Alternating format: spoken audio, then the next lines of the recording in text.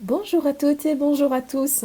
Soyez les bienvenus pour cet instant live et mon invité de cet après-midi s'appelle Eugénie Besqueux.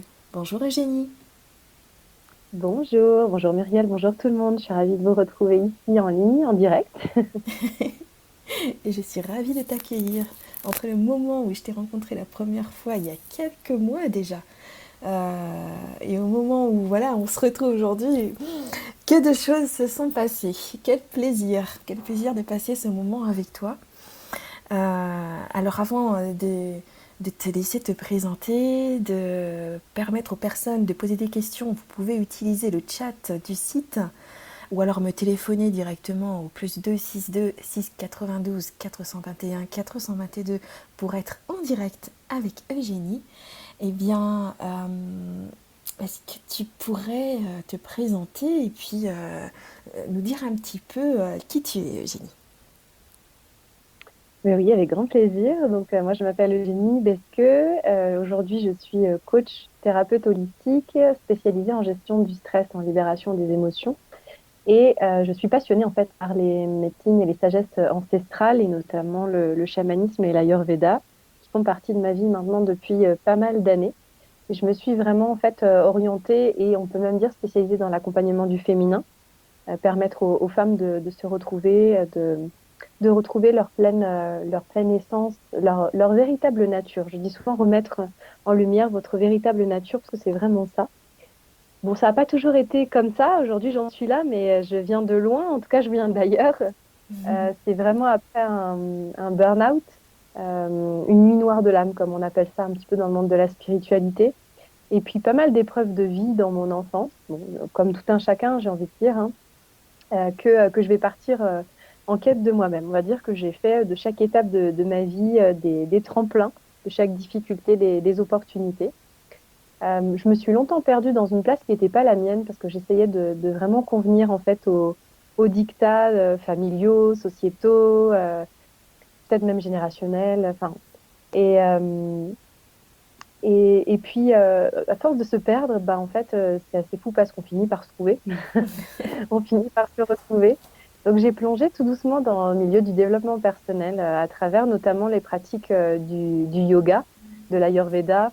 Voilà, je suis tombée un petit peu dans les bras en amour et dans les bras du yoga. Et puis, ça m'a ouvert la voie, hein, comme on tomberait dans un coffre de Pandore. Une fois que c'est ouvert, on n'a plus du tout envie de faire demi-tour. Et puis, bah, je me suis en fait, alors au début spécialisée dans la gestion du stress parce que moi, j'avais des gros troubles d'anxiété qui n'avaient pas été pris en charge lorsque j'étais plus jeune. Il faut dire qu'on n'avait pas du tout les mêmes moyens qu'on a aujourd'hui. Aujourd'hui, on a vraiment de grandes possibilités pour se sentir mieux avec un grand contenu sur les réseaux, sur YouTube, grâce à toi aussi, Muriel, en ligne, en direct, sur des radios comme la tienne. Euh, donc voilà, tout ça, c'est un petit peu mon moteur. Je considère que tout ce qu'on vit, en fait, ça a vraiment du sens. On peut vraiment tout alchimiser, tout transformer. Et donc, j'en ai fait mon métier, passionnée par justement cette force de résilience dont on dispose et puis par cet humain, cette humanité, ces capacités à l'intérieur de nous. Et j'ai créé voilà, des programmes, des formations en ligne, en présentiel. J'accompagne en individuel. Je fais beaucoup de choses. Voilà. J'ai pas d'étiquette.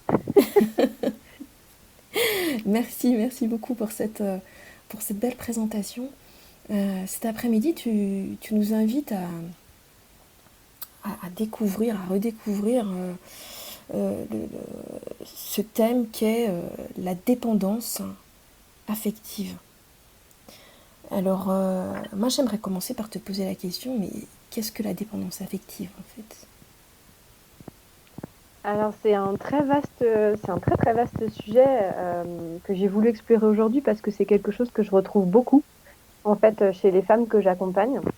La dépendance affective, c'est vraiment le fait de ne pouvoir quelque part exister qu'à travers le regard, l'attention, la bienveillance d'une autre personne.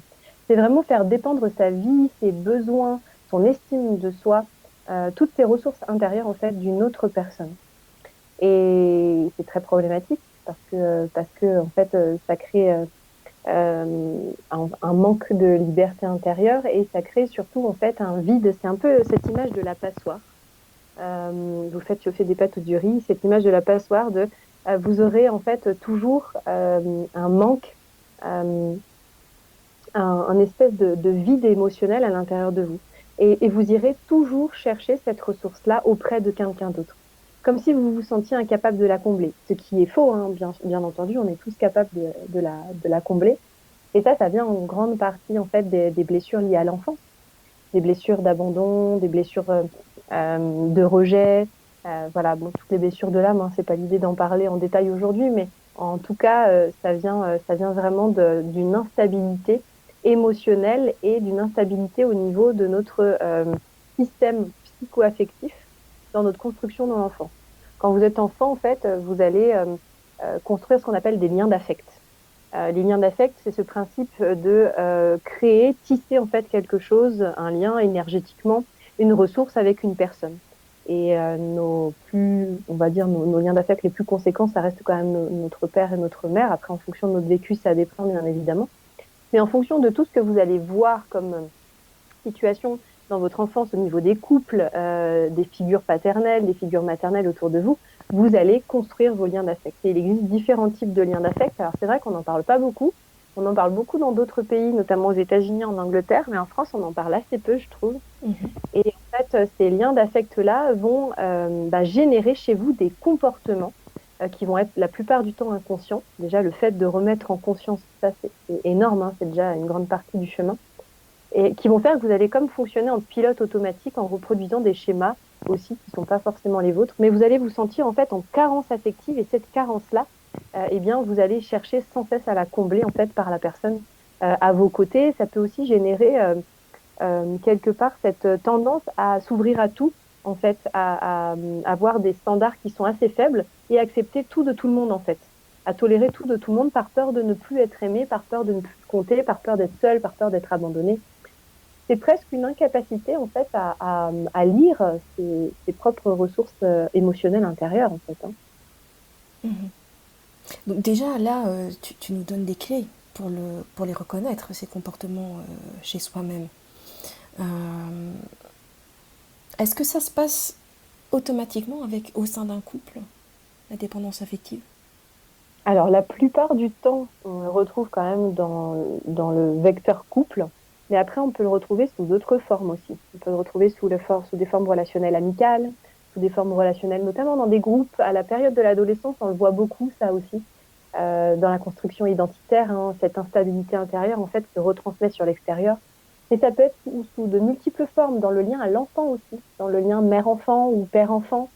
En fait, voilà, c'est pas forcément au niveau du couple, mais c'est vraiment cet espace. On va dire qu'on va retrouver ce comportement-là en fait, généralement, sous différentes formes dans toutes les sphères de notre vie, dans tous les espaces de notre vie.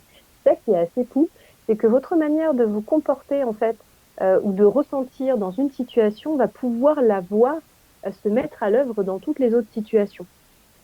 Donc ça, c'est intéressant à aborder.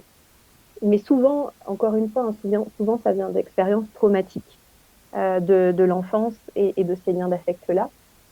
Moi, je l'ai vu pas mal dans mes accompagnements au niveau du couple et au niveau de la relation mère-enfant, quand même.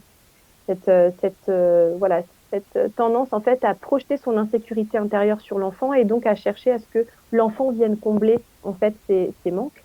Et encore une fois, c'est pas du tout péjoratif, il n'y a aucune forme de jugement à avoir là-dessus.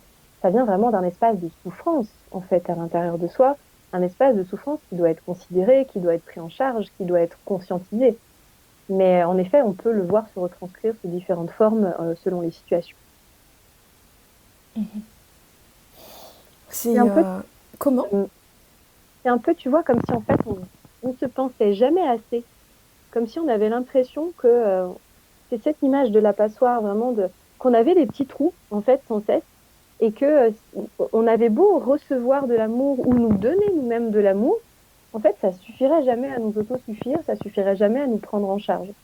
Et ça, c'est quelque chose qui est difficile à vivre, hein, il faut être honnête, hein, c'est quelque chose qui est euh, on a même l'impression que parfois ça se transcrit sous forme de pulsion, mais ça se prend très bien en charge malgré tout. Hmm. Oui, donc ce que tu dis, c'est que c'est une véritable souffrance. Mais comment la dépasser, cette souffrance? C'est sûr que c'est assez, assez conséquent. Déjà, il faut que la personne, elle ne fasse plus de déni, c'est-à-dire elle accepte de voir qu'aujourd'hui, elle remet ses besoins, ses désirs, sa vie, peut-être même son confort affectif dans les mains de quelqu'un d'autre. Donc ça exige déjà une posture, tu vois, qui est euh, suffisamment aimante pour soi à ce moment-là pour dire, OK, là, ça va pas du tout, en fait. Je peux pas dépendre de quelqu'un. Je ne peux pas me dire que ma vie, elle ne vaut rien si cette personne n'est pas à mes côtés. Enfin voilà, ce sont des exemples, hein, mais c'est pas, c'est lourd, mais c'est pas inexorable non plus. C'est-à-dire que ça peut très bien se résorber grâce à la thérapie, grâce au travail intérieur. Mais le premier pas, c'est vraiment déjà de regarder la situation, en fait, de prendre de la hauteur, de regarder la situation avec un peu de recul et se dire, OK, est-ce que ma vie, mes besoins, en fait, dépendent de cette personne? Est-ce qu'il existe, si on parle de couple, une distance vivante dans mon couple? C'est-à-dire, est-ce que j'ai toujours besoin que l'autre soit à mes côtés, me rassure, me donne son aval lorsque je dois prendre une décision? Ou est-ce que, en fait, il y a vraiment cette distance vivante, hein, ça on en parle beaucoup en psychologie, entre le masculin et le féminin, bien qu'on ait chacun les deux polarités. Est-ce qu'il y a vraiment en fait cette distance-là? Est-ce que chacun sait se nourrir? Est-ce que chacun a son indépendance? Et si on reste sur la vision du couple, il y a vraiment cette image de la Trinité, c'est-à-dire en fait le couple, c'est pas 1 + 1 = 2. C'est là où souvent on se trompe, c'est 1 + 1 = 3. Il y a moi, il y a l'autre, on est vraiment deux énergies indépendantes l'une de l'autre, et ensemble, en fait, on donne la Trinité. Ensemble, on va en fait donner le couple. Mais donc, je suis sur trois énergies différentes. Et ça, c'est vraiment très, très important à comprendre parce que euh, si un jour il venait y avoir une séparation, il venait y avoir. D'ailleurs, la dépendance affective, on la conscientise souvent comme ça, hein. C'est vraiment ce moment-là où en fait notre monde s'effondre parce que l'autre en fait nous quitte. Et ça, c'est une vision qu'on retrouve d'ailleurs beaucoup chez nos ancêtres, hein, dans les générations quand même qui nous précèdent. Au niveau des arbres généalogiques, beaucoup du transgénérationnel, on retrouve beaucoup cette optique de euh, je dépends de l'autre, je vis avec l'autre, à la vie, à la mort. Hein. C'est vraiment cette image-là qui nous a été un peu greffée. Et c'est important d'apprendre à faire un travail sur soi pour s'en détacher parce que c'est vraiment nocif en fait. Il y a une vie après un couple qui vit une rupture, il y a une vie, peut-être qu'il y a même quelque chose de meilleur. Et on a, je pense, un travail à faire, et c'est pour ça que j'en ai parlé dans le titre aussi de cette émission, un gros travail à faire sur l'amour de soi.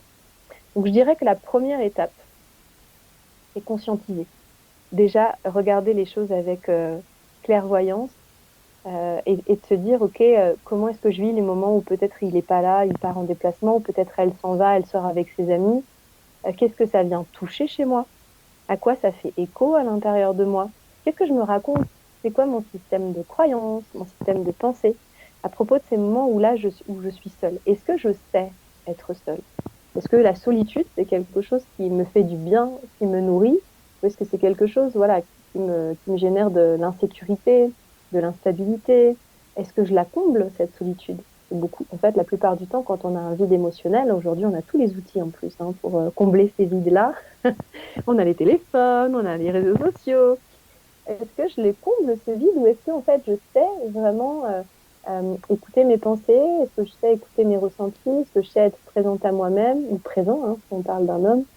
Euh, Ça, je pense que c'est le premier pas déjà. Et le deuxième pas, forcément, une fois conscientisé, ce sera de se faire accompagner, d'accepter que c'est quelque chose qui est. Je pense que c'est pas impossible. Hein. Je pense que c'est quelque chose qui est vraiment difficile à surmonter seul. Hmm. Oui, parce que c'est justement le nœud du problème. Apprendre à rester seul, apprendre à apprécier la solitude et à se mettre et à être en retrait un petit peu euh, dans une relation. Tu Et parlais puis comment? apprendre à se nourrir beaucoup, Hmm. se nourrir. Oui, c'est une histoire finalement entre soi et soi. C'est sa première histoire d'amour. Ça devrait être la première et la plus importante, celle de soi à soi. Et ça fait un peu, quand on dit ça, souvent, ça fait un peu, c'est Walt Disney ou film ou monde du bisounours, mais c'est vraiment important, hein, l'amour de soi, l'estime de soi. en fait, ça fait partie d'un quatuor où dedans on retrouve l'estime, l'amour, la confiance, l'affirmation de soi. Et ça, c'est fondamental en fait. C'est la base de tout ce que vous allez vouloir construire dans votre vie.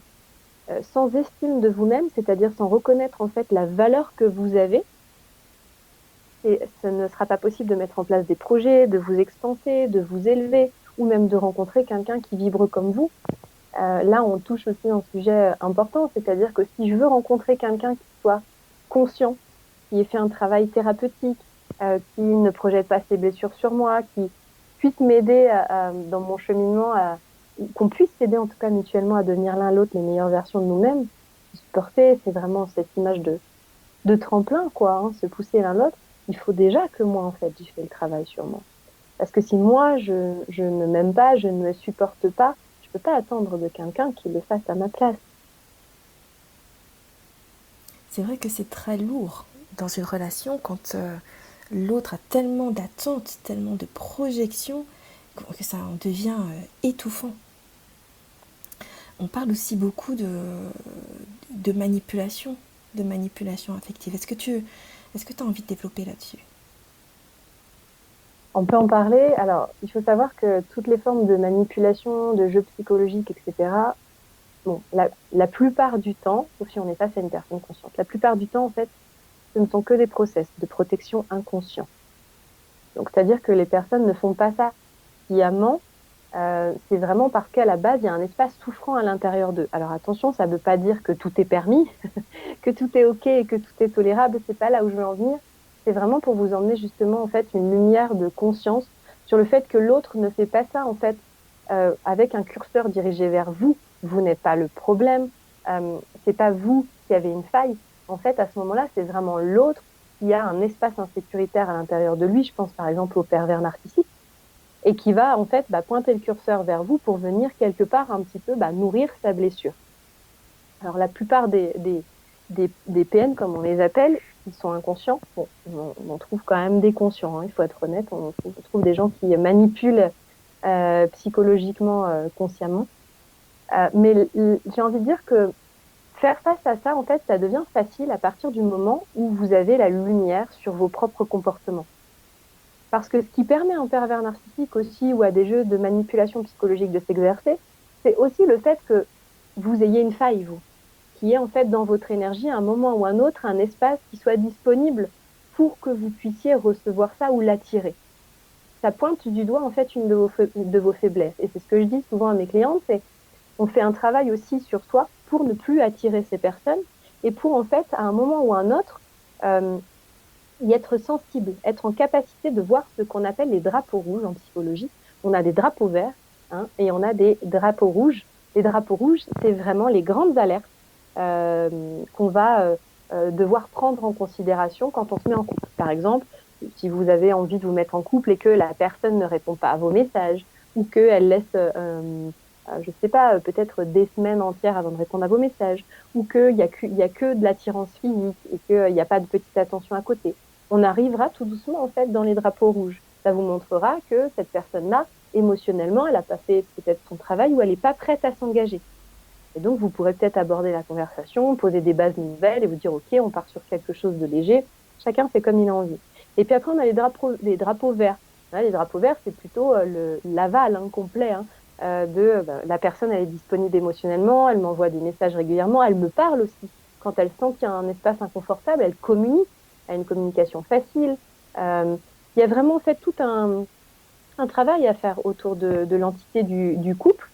Et c'est vraiment très intéressant parce que on nous a tellement appris à vivre dans un monde, je parlais de Walt Disney tout à l'heure, mais c'est vrai, dans un monde de je suis une princesse et le prince charmant va venir me sauver et on va vivre une très belle histoire, qu'en fait, on a toutes, je parle beaucoup pour les femmes, mais ça existe aussi pour les hommes, bien entendu, une projection d'un couple idéal, d'un mariage idéal, si vous avez envie de vous marier.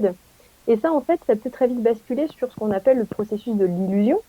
Et l'illusion, c'est pour ça qu'on dit que l'amour rend aveugle, l'illusion peut couvrir en fait les drapeaux rouges. On peut se voiler la face. Les femmes d'ailleurs, ou les hommes qui sont victimes d'un ou d'une pervers narcissique, ça existe dans les deux sexes, il n'y a pas de sujet là-dessus. En fait, très souvent, ils ne le voient pas arriver tout de suite. Pourquoi? Parce que le premier atout du pervers narcissique, en fait, c'est sa communication. Il va valoriser. Il va valoriser, mettre en avant, en fait, il va faire du bien à l'estime de la personne en face d'elle, qui souvent a un problème d'estime d'elle-même. Donc, en fait, ça va la porter, la porter, la porter. Et puis, petit à petit, elle va commencer. Donc là, on a le côté lumière. Puis, doucement, en fait, à l'abri du public, on va commencer à voir la partie sombre de cette personne-là, de ce PN-là. Et puis, en fait, ben, elle va, quelque part, il va compenser tout ce qui lui donne, en fait, de bienveillant. Euh, euh, par toute cette obscurité derrière, mais pas en public. Donc très vite, la personne, elle va se sentir victime et elle va penser que le problème vient d'elle. La culpabilité va venir d'elle, exactement comme les femmes victimes de violences sexuelles ou d'agressions sexuelles. Et donc, elles vont porter le poids de la culpabilité, de la redevabilité, et très souvent, elles vont mettre des mois, des années à quitter la personne. Donc, voilà, c'est en tout cas, cette image, cette grande idée-là. C'est pas une généralité, hein, chaque cas est unique, mais... Mais en tout cas, il y a des solutions. Et en fait, quand je t'écoute, je ne peux pas m'empêcher de revenir à cette triangulation, comme tu l'appelais tout à l'heure, l'estime de soi, l'amour de soi, la confiance en soi, l'affirmation de soi.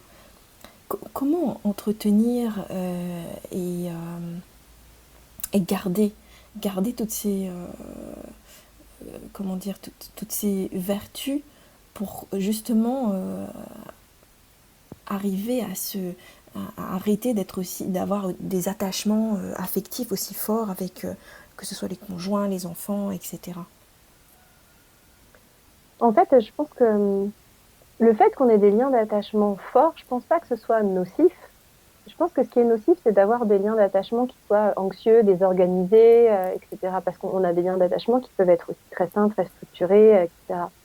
Mais ce qui est important, c'est vraiment d'apprendre à faire ce qu'on nous a jamais appris. On nous a jamais appris, la plupart du temps, à prendre soin de nous. On nous a appris à donner, on nous a appris à travailler dur à l'école pour obtenir des résultats, mais on nous a pas appris à être. En fait, on nous a beaucoup montré comment faire pour obtenir des choses, travailler dur, etc. Et puis pour gagner de l'argent, etc. Se lever très tôt. Mais à aucun moment on nous a appris à être. On nous a pas appris à ressentir, on nous a pas appris à aller voir nos blessures à l'intérieur et à en prendre soin. Et pour autant, si vous voyez un enfant dans la rue qui est en train de pleurer sur le bas-côté tout seul, la première chose que tout être humain un peu sensé va faire s'il le voit, s'il n'a pas la tête dans le téléphone, si, c'est quoi? Ça va être de s'arrêter en fait sur le côté et puis d'aller voir l'enfant et lui dire, bon, qu'est-ce qui se passe? Comment est-ce que je peux t'aider? De quoi tu as besoin? Est-ce que je peux faire quelque chose pour toi? Et en fait, ça, on apprend à le faire pour les autres, mais on n'apprend pas à le faire pour nous. Donc en fait, la première chose à faire, c'est déjà de réapprendre à le faire pour nous. En fait, l'estime de soi, c'est un peu comme un muscle, hein. On a plein de muscles dans le corps et au même titre qu'on bouge pour les mettre en mouvement, pour les énergiser, pour les structurer, ben, on doit faire la même chose en fait avec notre hygiène mentale et notre hygiène émotionnelle. Donc, prendre soin de soi, ça veut dire quoi? Ça veut dire bah, déjà apprendre à se connaître. Parce qu'on est des milliards sur Terre. Donc, toi, Muriel, tu prends pas soin de toi comme moi, Génie, je prends soin de moi. Comme tous les auditeurs qui nous écoutent, en fait, ils ont des systèmes, des constitutions, des terrains, des tempéraments différents. Donc, on peut pas dire, bah voilà, mettez en place telle routine et puis ça va fonctionner, vous vous sentirez bien. En fait, les personnes, si par exemple elles sont très solaires et qu'on leur donne une routine lunaire, bah ça va pas matcher. Donc en fait, le premier cheminement, c'est vraiment d'aller voir ce dont on a besoin. Qu'est-ce qui vous fait du bien? Quitte à essayer plein de choses en fait. Qu'est-ce qui vous emmène du bien, du plaisir? Moi, ce matin, je me suis fait un masque ou marc de café sur mon visage. Je me suis fait un petit massage. Très régulièrement, je médite. C'est ma structure à moi. Ça ne veut pas dire que ma routine à moi, c'est la bonne pour vous. Mais en tout cas, il y a besoin de prendre soin de ces parties à l'intérieur de nous qui sont dans la peur, dans l'insécurité, qui ont vécu des traumas. Et ces parties-là, on a besoin d'aller les rencontrer. C'est à ça que sert la thérapie. Hein, la thérapie de l'attachement intérieur, par exemple, que moi je pratique. On a d'autres pratiques, on a l'hypnose, le MDR, le FT. Mais en fait, pour moi, vraiment, l'une des clés fondamentales dans l'estime de soi, c'est d'arriver à se détacher de la voix, en fait, qu'on entend dans notre tête. Donc la voix de l'estime, en psychologie, on dit que c'est beaucoup la voix de la maman ou la voix du papa. Donc c'est-à-dire ce sur quoi on s'est construit, en fait. Vous savez, cette voix qui est souvent très dure, très exigeante, très perfectionniste, qui en veut toujours plus, qui est jamais satisfaite, etc., ou très jugeante, commencer en fait à faire un travail d'identification de cette voix, de s'en détacher et d'arriver à faire un vrai travail sur l'enfant intérieur. Pour moi, l'enfant intérieur, c'est la clé de voûte de toutes nos souffrances. Apprendre à devenir un parent aimant pour soi, c'est quelque part guérir toutes ces souffrances, puisqu'en fait, on n'aura plus de reproches à faire à nos parents, à notre mère, à notre père, de ne pas avoir été à la hauteur, de ne pas avoir si, on n'aura plus de projection, on saura répondre aux besoins de notre petite fille ou de notre petit garçon intérieur. Donc ça, c'est ce qu'on appelle le process de reparentage. Et c'est vraiment extraordinaire. Personnellement, ça a changé ma vie. J'en mets dans tous mes programmes. Je le donne toujours à toutes mes clientes parce que c'est quelque chose qui est... Mais en fait, à partir du moment où vous répondez à vos besoins, l'autre n'est plus qu'une cerise sur le gâteau. Vous n'êtes pas en train d'attendre qu'il soit disponible, qu'il réponde à vos désirs, etc. Vous savez que vous êtes en mesure de le faire. Donc l'autre, c'est un cadeau, finalement, en fait. Qu'est-ce que c'est que l'enfant intérieur, Eugénie? Ah, c'est un vaste sujet.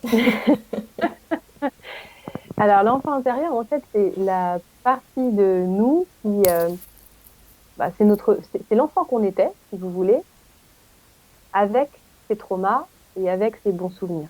La plupart du temps, c'est notre élan de vie, c'est notre force de vie, c'est notre énergie vitale, c'est notre joie, c'est notre spontanéité, c'est cet élan d'enfant qui essaye tout, en fait, sans peur, on le voit, hein, vous prenez l'image d'un enfant, il essaye de marcher, il tombe, il se relève. Il pleure, il tombe, il se relève. C'est vraiment cette partie de nous-là qui est, pour moi, c'est une partie qui est énormément reliée au cœur, en fait, à la conscience, à l'âme aussi. C'est cette partie de nous-là elle n'a pas peur d'avancer, voilà, qui s'élance, en fait, euh, qui sait, qui sent, qui est connecté naturellement. C'est une joie, en fait, c'est quelque chose tellement vrai, l'authenticité pure, quoi. Et on pourrait dire que lorsque l'enfant intérieur, en fait, il est en souffrance, c'est un petit peu comme s'il était resté bloqué dans ses mémoires traumatiques du passé, comme s'il était resté bloqué dans ses souffrances passées. Et si l'enfant, en fait, alors c'est le cas pour tout le monde, hein, alors, certes, des enfants intérieurs équilibrés, entre guillemets, existent, mais très souvent, on s'est coupé beaucoup de notre enfant pour justement répondre, en fait, à une norme sociétale, parce que ça ne se fait pas en tant qu'adulte d'avoir cet élan de spontanéité parce qu'on va être jugé, parce qu'on va plus être aimé, parce que c'est ridicule dans les faits, hein, parce que c'est juste un cadeau. C'est ce qu'on recherche à travers la méditation, à la pleine conscience. On cherche à retrouver cet état-là de paix que notre enfant nous donnait en fait. Et cet enfant-là, donc quand il a été, on a tous eu des traumas hein, plus ou moins légers. Quand on parle de trauma, on parle pas de quelque chose de très conséquent.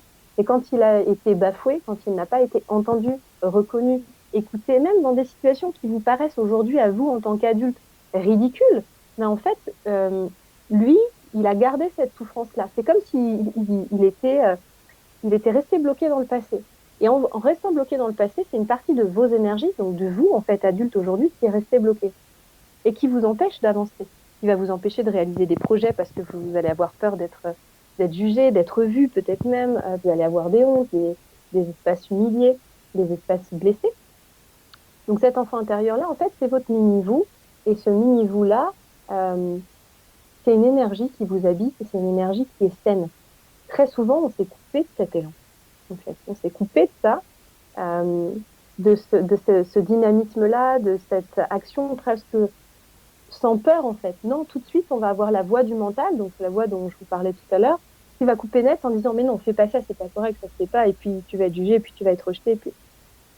Donc ça, c'est quelque chose qui est pour moi fondamental, parce que c'est une reconnexion au cœur, en fait. On passe plus par la tête. Il n'y a plus ce filtre-là de la tête, c'est vraiment le cœur qui y va. Et on se pose plus de questions, en fait. C'est beaucoup plus fluide, c'est cet élan de vie. Pour moi, ça se résume à ça. C'est un élan de vie. Magnifique. Du coup, élan de vie, estime de soi, amour de soi, confiance en soi, tout cela, ça fait un beau mélange pour redonner l'élan, justement, pour redonner l'envie de s'en sortir, déjà rien que ça. Euh, Qu'est-ce que tu voudrais nous dire encore comme message par rapport à ces dépendances affectives, à ces manques, à cette souffrance Et puis il y a cette joie qui est à l'opposé de toutes ces douleurs et de tout ce qui peut nous bloquer dans notre vie. Je pense que ce qui est important, c'est déjà euh, de partir de la base, de partir de l'estime, d'apprendre à vous nourrir, d'apprendre à vous faire plaisir, parce que dans le plaisir, vous allez retrouver la joie. D'aller vers des choses qui, voilà, peut-être que vous faisiez enfant. Regardez quel enfant est-ce que vous étiez. Qu'est-ce que vous aimiez faire, ou en tout cas, de quoi vous rêviez. Reconnectez-vous à ça. Qu'est-ce qui vous faisait plaisir? Peut-être que vos parents, à ce moment-là, ils n'ont pas répondu à vos demandes, mais focalisez sur, OK, comment moi, aujourd'hui, en fait, je peux faire ce que eux, ils n'ont pas fait. Cultivez des passions, remplissez-vous, en fait. Rappelez-vous que nous sommes des êtres intègres, complets, on est pur, on est seul, on mourra seul, on est connecté au divin, on est le divin, en fait. Donc, cette énergie-là d'amour, on n'a pas besoin d'aller la chercher à l'extérieur, elle est à l'intérieur de nous. C'est à vous de choisir la notion. Certes, il y a un travail thérapeutique, mais il y a un travail de coaching à faire derrière. C'est à vous de choisir la notion, en fait, de l'amour que vous voulez incarner. Quel amour aussi vous voulez recevoir, vous donner, en fait. Ça, c'est quelque chose qui vous est propre. On a tous nos choix à faire, on a tous nos règles à créer pour nous. Et on nous a tellement donné des règles à suivre que du coup, on a oublié que on était le capitaine de notre navire et qu'on pouvait choisir, en fait. Donc, offrez-vous ce que vous attendez. Regardez toutes vos attentes et répondez à vos attentes. Offrez-vous des moments de soins, et que ce soit au niveau des hommes, au niveau des femmes, des moments où vous prenez soin de vous. Prenez soin. Alors moi, je suis thérapeute holistique, donc moi je vous dirais toujours de prendre soin tête, cœur, corps. Donc à la fois de vos pensées, à la fois de votre espace et de votre hygiène émotionnelle, mais aussi de votre corps. Mettez-vous en mouvement, parce que le mouvement, c'est la vie. Donc, quand vous vous mettez en mouvement, vous faites circuler l'énergie, les pensées, les émotions. Donc ça, c'est une clé. Et puis, ouais, vraiment, en fait, mettez en place le matin, trouvez votre routine sécurisante. Vraiment de retourner le regard vers l'intérieur. Paradoxalement, c'est quand on a les yeux fermés qu'on voit le plus clair. Donc vraiment, revenez en fait à l'intérieur de vous et puis faites-vous des papouilles, quoi. Enfin, prenez soin de vous. C'est hyper important. C'est la base de l'estime de soi. Et dites-vous bien que dans l'estime de soi, il y a la connaissance de soi. Donc, euh, c'est un escalier, hein. C'est un peu l'escalier de Montessori. J'apprends tout doucement en fait à me connaître. Voilà, j'y vais doucement, je mets en place des petites étapes, des petites choses tous les jours, et c'est l'effet cumulé, c'est-à-dire à la fin de l'année, en fait, je peux voir quelle personne j'étais en décembre dernier quelle personne je suis devenue. Plus vous allez prendre soin de votre énergie, plus vous allez vibrer haut, plus vous allez faire connaissance et rentrer en connexion avec vous-même, et moins vous aurez besoin de quelqu'un d'autre. Ça, c'est la base de la base. Et après, vient avec ça, forcément, quand on s'aime, quand on s'estime, vient avec ça, tout doucement, la confiance en soi. On met en place des actions, on arrive à se lancer, l'affirmation de soi, on sait ce qu'on ne veut plus, on sait ce dont on a envie, on élève nos standards. Et donc là, ça y est, la machine, elle est lancée. Merci. Merci pour toutes les clés que tu es en train de nous donner à travers de cette émission. Et qu'est-ce que tu pourrais dire aux personnes qui ont traversé une perte affective à ces moments-là, les émotions sont vraiment beaucoup plus intenses, plus profondes. Quand je dis perte affective, ça peut être le décès d'un proche, une rupture justement amoureuse ou une maladie qui arrive et qui peut voilà, générer ces instabilités. Ou ça peut être aussi la perte d'un emploi. Je sais aussi que ça peut arriver, donc qu'est-ce que tu pourrais dire face aux pertes affectives? Est-ce qu'on peut aussi retrouver cette confiance en soi, cette confiance en la vie, en se reconnectant par exemple, puisqu'on en parlait juste avant, à son enfant intérieur? Alors ouais, c'est une possibilité. La première chose que j'ai envie de dire, c'est qu'une perte affective, c'est un deuil. Tout changement dans votre vie, même un changement minime, un changement d'état d'esprit, un changement d'habitude, un changement de domicile, un changement d'emploi, une rupture affective, c'est un deuil. Donc la première chose, c'est d'accepter en fait d'être dans le processus du deuil. Dans le deuil, il y a plusieurs étapes. Donc accepter d'être traversé, de se laisser traverser par la souffrance, la tristesse, la colère, par tout ce qui doit en fait faire partie de l'étape du deuil. Bon là, c'est pas l'idée de la conférence, mais il y a plusieurs étapes en fait dans un deuil. Il faut vraiment accepter de les traverser, de se laisser traverser. Parce que la plupart du temps, on veut très vite rebondir, très vite passer à autre chose. Et en fait, cette souffrance-là, elle ne se libère pas. Et toute souffrance qui n'est pas libérée est somatisée et on va reproduire les mêmes schémas après. Donc ça, c'est quelque chose, moi, auquel je tiens beaucoup parce que par mon histoire personnelle, j'ai vécu énormément de deuil déjà. Et puis, parce que c'est quelque chose on n'a pas le droit de le sous-estimer. Il faut pas, je sais que ça va paraître paradoxal, mais ne cherchez pas forcément toujours à aller bien quand vous êtes en phase de deuil. Acceptez que, en fait, de faire la paix avec ce qui vous traverse, parce que c'est un passage. C'est pas quelque chose qui va durer dans le temps.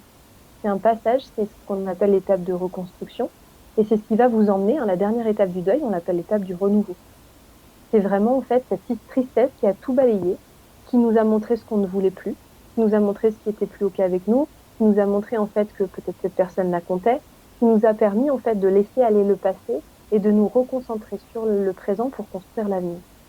Donc ça, c'est vraiment, je pense, quelque chose d'important. Et durant toute cette étape de deuil, eh ben, octroyez-vous le droit de répondre, en fait, à vos besoins. Vous n'avez envie de voir personne sur les étapes de tristesse, de colère, vous ne voyez personne.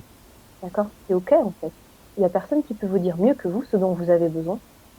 Hein, il y a des personnes qui ont envie de voir du monde, bah, c'est très bien. Si vous avez envie d'un moment d'introspection, vivez-le. Juste donnez-vous de l'amour à chaque moment. Vous êtes triste, prenez-vous dans les bras. Voilà, c'est tout. Vous êtes en colère, octroyez-vous à faire sortir la colère. En fait, criez dans votre oreiller, mais libérez, faites de l'EFT, de l'EMDR, mais octroyez-vous le droit de traverser. Vous avez le droit. Et là, il y a un travail à faire aussi beaucoup sur le lien à l'émotionnel, hein, l'impact de l'émotionnel. Alors, je dirais jamais gestion émotionnelle, parce que pour moi, une émotion, ça ne se gère pas. On est plutôt dans une libération, dans en fait ce qu'on appelle le process, c'est-à-dire se laisser traverser par l'émotion. L'émotion, elle a quelque chose à vous dire, elle vient pas là par hasard. C'est comme si vous étiez une grande maison et que cette émotion-là, c'était votre hôte. Vous lui ouvrez la porte, vous lui faites à manger, vous l'écoutez, vous parlez, vous échangez avec elle. Et une fois qu'elle a passé un bon moment, qu'elle s'est sentie écoutée exactement comme l'enfant intérieur, eh bien en fait, elle peut reprendre son chemin et sa route. Ça, c'est vraiment cette vision de l'émotion-là qui n'a rien à voir avec celle que la plupart du temps on a appris enfant. Hein. La colère, c'est un caprice. La tristesse, c'est un caprice. Ou ci ou là. Donc là, il y a vraiment cette pratique de se laisser traverser, offrir de l'amour. Et encore une fois, la manière que vous avez de vous offrir, vous, de l'amour, ça peut être prendre un bain, offrir un massage, aller voir une amie, téléphoner une personne qui nous est chère. Ça peut être, je sais pas, aller se faire les ongles, se pouponner, comme ça peut être toute autre chose. On est tous différents. Donc, il y a vraiment à regarder et à trouver votre mode d'emploi. Et la plupart du temps, on est un peu mythotique, malheureusement. Euh, et puis, vous dire surtout que c'est temporaire. Ce que vous vivez là, c'est destiné à forger votre résilience et à vous amener à mieux. Il y a quelque chose de mieux et de plus fort, de plus intense, de meilleur qui vous attend de l'autre côté. Puisqu'en fait, la vie est faite de dualité. Donc, si je renverse une pièce, puisque je suis sur le côté pile, en fait, c'est la souffrance, mais le côté face, c'est le bonheur qui m'attend derrière cette souffrance. Donc, moi, ce que je dis toujours, c'est vous permettez-vous en fait de vivre ce que vous vivez, mais de voir que derrière il y a autre chose. Il y a quelque chose d'autre qui vous attend. Donc ça permet d'orienter en fait le curseur de votre énergie là où vous mettez votre focus, votre énergie va. Donc ça permet déjà en fait d'emmener votre énergie sur l'après, tout en vous permettant de vivre ce que vous vivez. Ça c'est vraiment très très important de voir au-delà de la matrice, de la matière et de cette souffrance-là. Merci Eugénie pour tous ces rappels.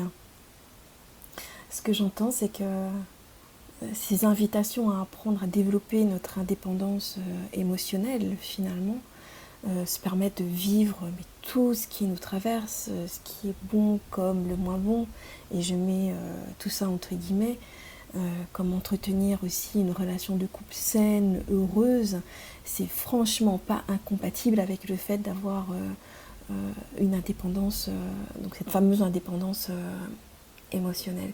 Et ça, c'est redonner de l'espoir aux personnes qui peut-être vivent en ce moment des relations qui sont compliquées, qui sont difficiles, et qui se posent toutes les questions que tu as soulevées pendant notre entrevue, et qui se demandent comment faire. C'est oui, c'est des petites gouttes d'espoir qui peuvent redonner l'élan de reprendre confiance en soi, de se dire allez, je vais apprendre à me découvrir, à découvrir et à laisser exprimer mes besoins. Oui, c'est ça. Et puis, je pense que tu vois, ce que tu dis, c'est très juste. C'est aussi cette image de découvrir sa beauté, en fait. C'est vraiment aller voir qui on est, sa lumière, ses ressources, ses capacités, en fait, et les décupler, les mettre en valeur. C'est quelque chose qui est extraordinaire. On a tous en nous, en fait, des ressources. Et c'est souvent dans ces événements-là, c'est un peu triste, mais c'est souvent dans ces événements-là, en fait, où, dans la difficulté, dans la souffrance, où, en fait, on va aller trouver ces capacités, ces ressources-là. Alors c'est bien, hein, ça montre qu'on a une grande force de résilience, mais dans la vie quotidienne, on peut les voir aussi, ces espaces de lumière, ces espaces d'obscurité, ces espaces, et on peut les choyer. Pour moi, c'est cette perspective d'indépendance en fait affective, c'est une grande force, c'est cette perspective de devenir un leader pour soi-même. C'est-à-dire de dire qu'en fait, quoi qu'il puisse se passer, on sera en capacité de le prendre en charge. On sera son épaule, on sera là pour soi, on sera vraiment en capacité de se gérer, de se soigner, de s'aimer, même si des fois on a l'impression qu'on n'agit pas de la bonne manière, même si des fois les résultats sont pas à la hauteur. En fait, le pire qui puisse arriver, c'est une émotion. Donc si le pire qui puisse arriver, c'est une émotion en fait, et qu'on est capable de prendre soin de nos émotions et de notre hygiène psycho-affective, mais en fait, on peut tout gérer. Et cette force-là, on l'a tous, on l'a simplement oubliée. La société, elle a aussi forgé cet impact de j'ai besoin de consommer pour vivre. Donc il y a aussi une forme là de dépendance. J'ai besoin des assurances parce que si j'ai un problème, il y a aussi une forme de dépendance là. J'ai peur de quelque chose. Donc en fait, comme j'ai peur de quelque chose, je vais le combler avec autre chose. Mais si on reprend vraiment en fait notre souveraineté, notre pleine potentialité, on se rend compte que la seule chose dont on a besoin, c'est nous, c'est notre support à nous en fait. Ça donne une grande. Alors en tout début d'émission, tu parlais de la dépendance qu'une mère peut avoir face à son enfant et j'imagine que des pères peuvent aussi éprouver face à leur enfant. Comment progressivement je trouve pas d'autres mots, se détacher, en tout cas euh, mettre en place, vivre une relation plus juste, plus saine entre parents et enfants. Je dirais que déjà, la première chose, c'est de comprendre que tous les comportements qu'on va adopter, nous, en tant que parents, en fait, vont être un moteur d'exemple pour nos enfants. Donc, si on ne veut pas, en fait, déjà leur transmettre quelque chose, il faut commencer à faire un travail sur nous. C'est valable aussi au niveau du transgénérationnel. Moi, j'accompagne des groupes de femmes, du coup, justement, pour leur permettre de se libérer du transgénérationnel, des mémoires, etc. Ça, c'est important. Tout le travail que vous allez faire sur vous, c'est du travail que vous allez épargner à vos enfants. Donc voilà. Après, se détacher, je pense que c'est important de comprendre que l'enfant, c'est un être humain à part entière, en fait. C'est une âme qui a décidé de s'incarner, si on prend sur le plan de la spiritualité. Il a son chemin, il a ses grands carrefours de vie, ses grandes lignes, ses expériences à faire. Et si on se met toujours, en fait, en travers de ces expériences, on va influencer quelque part son cheminement. Alors, bien sûr, on l'influence toujours en tant que parent, mais on va lui faire perdre, en fait, une partie de sa liberté, de son libre arbitre, qui va se retranscrire sur lui-même une dépendance affective plus tard. Il pensera toujours qu'en fait, il aura besoin de sa maman, d'une entité annexe pour s'épanouir. En fait. Donc, on lui, quelque part, ce qu'on fait, c'est qu'en fait, on projette, nous, notre vide émotionnelle, notre souffrance émotionnelle, sur notre enfant en se disant inconsciemment qu'il va le combler ou qu'on va combler le sien. Et en fait, on est en train de le créer, en fait, son vide émotionnel. Je pense que ce qui est important, c'est vraiment d'être à l'écoute des besoins. La communication non violente peut vraiment aider. La connaissance de soi, faire un travail thérapeutique pour vraiment pallier en fait à ces souffrances émotionnelles. Plus vous allez vous sentir bien avec vous, moins ça va, plus ça va impacter en fait favorablement votre environnement. Hein, l'énergie se propage et être dans l'écoute des besoins, c'est-à-dire ne pas en fait être tout le temps dans l'autorité auprès de l'enfant en se disant qu'on sait mieux que lui, pardon, ce qui est mieux pour lui, et venir au contraire, en fait, être à son écoute. Est-ce que tu as envie d'essayer ça? Est-ce que sans influencer dans la question, parce que souvent ce qu'on voit, c'est que dans la question il y a une influence. Ah non, mais t'aimes pas trop ça. Oui, mais là il y a déjà la négation. Donc en fait, l'enfant pour pas nous contrarier, pour être aimé, il va dire ben non, j'aime pas. Alors que si on tourne en fait la question de manière positive, on va ouvrir l'espace de sa réponse. Et ça, c'est extrêmement important. Il faut qu'il ait cet espace de liberté, lui ouvrir, c'est un peu cette image de lui ouvrir la voie et lui laisser faire son expérience. Euh, la communication non violente, pour moi, là-dessus, c'est un facteur qui est intéressant parce qu'en fait, on ne parle plus on n'envoie plus des reproches, on n'envoie plus de projections, on est dans l'écoute du besoin de l'enfant. Ok, là, t'es triste, t'es pas bien, je suis avec toi, je te prends dans mes bras, de quoi t'as besoin? Maman, j'ai besoin d'un câlin. Ok, un câlin. Donc, il y a vraiment cette perspective-là d'être à l'écoute, mais ça, ce que je vais dire, ça va pas plaire à grand monde, mais si en fait ça, on n'est pas capable de le faire avec nous-mêmes, c'est un peu difficile de le faire avec les autres. Donc on Mm. revient toujours en fait au cheminement premier qui est d'abord être en capacité d'écouter ses besoins, d'y répondre, et puis en plus, en faisant ça, vous ne vous rendez pas compte l'impact sur vos enfants, parce qu'un enfant qui voit que ses parents répondent à ses besoins, qui voit que son papa ou sa maman sont épanouis, se font plaisir en dehors du contexte familial permanent, ça donnera des adultes qui s'autoriseront à le faire aussi. Donc c'est là où en fait il faut avoir un spectre assez large de perception et puis s'offrir voilà, s'offrir de l'amour. Tout commence en soi. Moi je le dis tout le temps, hein, tout commence en soi. Mm. Merci, merci encore une fois Eugénie. On arrive bientôt au terme de cette rencontre. Est-ce que tu aurais je sais pas, un résumé de clés ou un dernier message à transmettre à nos auditeurs et auditrices? Alors, moi je dirais que prenez le temps d'apprendre à vous connaître et de prendre soin de vous. La vie elle est courte, hein, mine de rien. Dans mes coachings, je dis souvent, c'est quelque chose qui est pas drôle, mais pour moi la mort c'est la meilleure des conseillères. Demandez-vous, en fait, comment serait votre vie si demain, dans une semaine, dans un mois, dans un an, vous vous apprêtiez à mourir? Qu'est-ce que vous changeriez? Comment vous verriez les choses? Est-ce que ce temps-là, ces 10 minutes, 15 minutes, 30 minutes de soins par jour, d'amour, pour vous, vous ne les prendriez pas? Est-ce que vous resteriez, j'ai bugué, avec cette personne-là, qui peut-être, là, aujourd'hui, vous paraît toxique? Qu'est-ce que vous feriez, en fait? Vous seriez qui? Parce que ça change la donne, en fait. Ça met un bon coup de fouet et ça nous permet, en fait, de nous dire, bon, est-ce qu'on mérite pas mieux? Parce que vous méritez le meilleur. Vous l'avez simplement oublié. Ça fait partie, en fait, de notre nature profonde. Donc, il faut juste s'en rappeler. On est un peu comme un oignon. Il faut éplucher les couches pour revenir à l'essence. Et puis, voilà, vous souhaitez le meilleur sur votre chemin et vous dire que si d'autres l'ont fait, d'autres l'ont vécu, d'autres ont dépassé des souffrances profondes, ça a été mon cas, hein. Vous aussi, vous pouvez le faire. On n'est pas différents les uns des autres. En se pensant différents, on crée une séparation entre nous, alors qu'il n'y en a pas de séparation. Ça n'existe pas. Je suis bien d'accord. Eh bien, merci, merci infiniment, Eugénie, pour, pour tous ces bons mots, pour moi, ce sont des mots d'espoir, des mots qui reboostent, des mots qui donnent envie déjà de se reconnecter avec soi-même, de se reconnecter à son enfant intérieur, de se reconnecter à l'élan de vie, et ça tu l'as dit en plusieurs fois, pour sortir de la dépendance affective. Rien Mm. n'est jamais figé, au contraire, tout le meilleur reste à vivre. Merci à vous toutes et à vous tous pour votre écoute cet après-midi avec nous.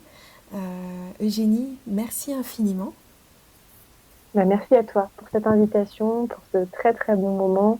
Merci à tous de votre écoute. Merci pour ce témoignage. Merci, à très bientôt et puis belle écoute sur les ondes de la radio.